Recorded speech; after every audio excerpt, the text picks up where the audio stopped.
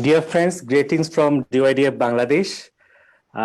Thanks to Ishra for arranging that event, and I am happy to join with you all today. When we are talking, a huge number of people are actually fighting with COVID-19. Many countries are under lockdown, many youths are jobless.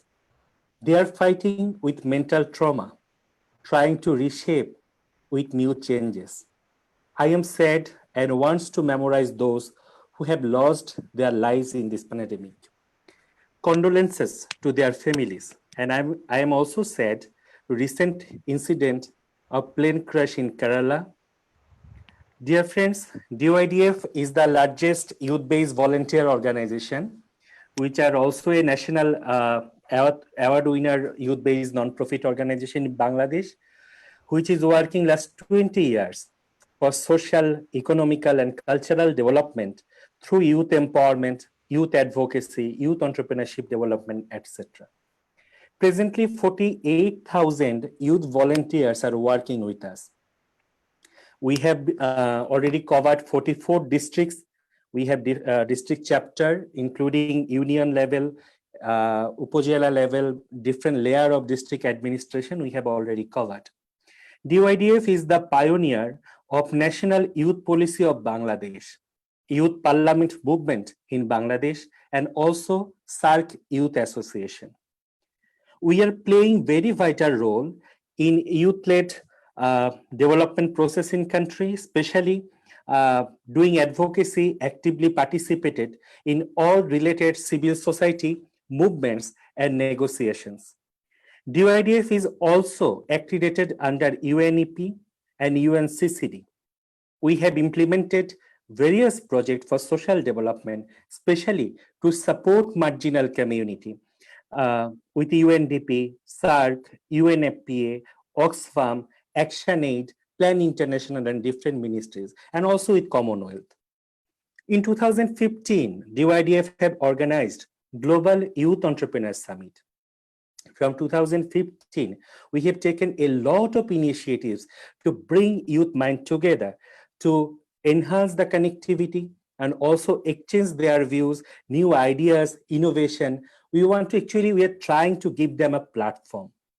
All of you will be happy to know that we have started our organizational journey at India.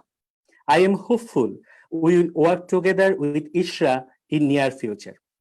And thank you, Sujit, again for inviting me. The COVID-19 pandemic has forced the economic activities of the world to come at a halt. To save the world from a devastating recession, different countries are announced stimulus packages for various sectors.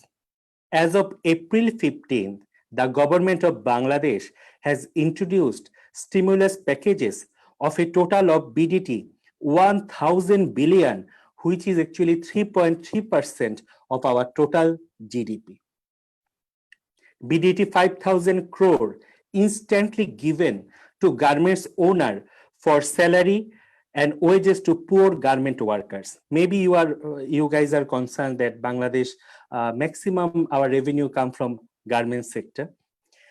And also government have allocated 10,000 crore instantly for health sector reform and urgent requirement.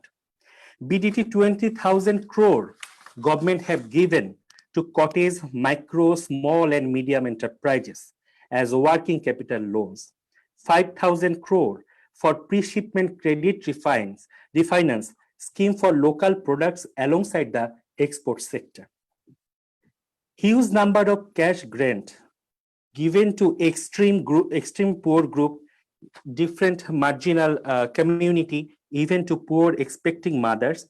In this COVID funding, for NGO and CSOs are actually facing funding challenges, especially in Bangladesh, because donor countries have also like same kind of problem. NGOs, we have observed that GO-NGO, I mean government and non-government coordination, actually not enough in Bangladesh. We are also proposing and we are also trying to recommending and also negotiation with government to enhance the coordination between GO, NGO and private sector to support original target group and avoid error and corruption and ensuring proper distribution in this pandemic. In this COVID, education sector is also affected. From March till today, all educational institutions are closed in Bangladesh.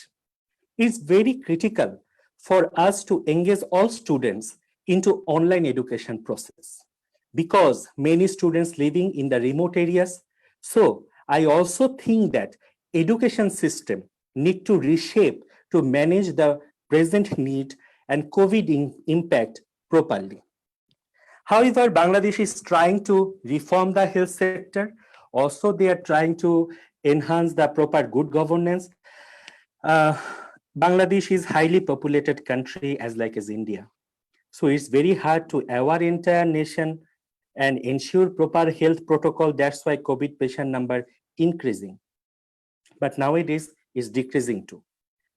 But I am very happy to see that on this pandemic, Honorable Prime Minister of India, Mr. Narendra Modi, have discussed with SAARC leaders and under the SAARC health-related joint initiatives taken, an emergency fund already created.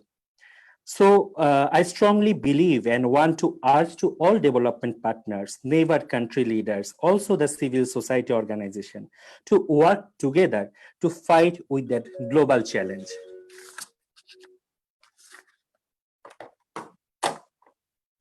The pandemic has really changed CSO life, strategy, implementation mechanism, also working environment are totally changed. New challenges knocking our doors, also new opportunities came. Dear friends, Bangladesh civil society requesting government to implement program through NGO and CSOs from a national level coordination committee or council to combat, because if we can form actually a proper council or proper structure where we can exchange the view, where we can design the program together with government and also the private sector, then it can be more effective. Recently, our organization DYDF have arranged a virtual youth parliament to negotiate with policy makers. We have given valuable input on national budget mapping. We have supported Ministry of Youth and Sports, and recently government have approved National Youth Development Index in Bangladesh first time. Youth Council draft already finalized, waiting now for National Parliament approval. So we are also playing very crucial role on that. So some positive things happening. We are talking more about actually environmental protection, biodiversity, and also to protect the, actually we are talking about natural conservation, etc. We have distributed relief of USD 70,000 to mass people for their welfare in this COVID. Recently, Bangladesh and West Bengal faced the Amphan cyclone, which created a new challenge for us, especially the people of coastal side. Our youth members supported poor farmers in cutting their crops, selling their product, and also we are trying to engage them with different markets in Bangladesh. So it's high time to enhance support, coordination between CSOs, because for sustainability, we need to work together. Many one asked, can we achieve SDG within 2030? It's a big question now, because UN program already postponed it. Many things are actually we cannot do as our plan. DYDF already run different programs to achieve SDG, as SDG campaign, SDG-based workshops, government negotiation process, etc. But everything now online basis. We are actually doing work from home. So it's created new challenge in SDG implementation. We are now working in voluntary national reporting with government and trying to make it proper. We need to rethink many good works postponed. That's why we need to rethink, need to reshape, and then start again. Because I think CSOs also need to realize the new challenges, new requirements, new situations. So cooperation in national, regional, international level need to enhance. CSOs need to redesign their program. Finally, we are always believing in cooperation, especially from DYDF side. we want to support from all, and also we are very supportive in any kind of collaborative approach. We are strongly committed to support our friend organizations and also expecting from others. Let's start and fight together to combat this pandemic and achieve SDG. Thanks again to organizers, speakers, all participants, especially Asan, because we are working in SARC Youth Association together. So I wish that everyone will be safe and we will be work together in coming future. Thank you so much. Joy Bangla.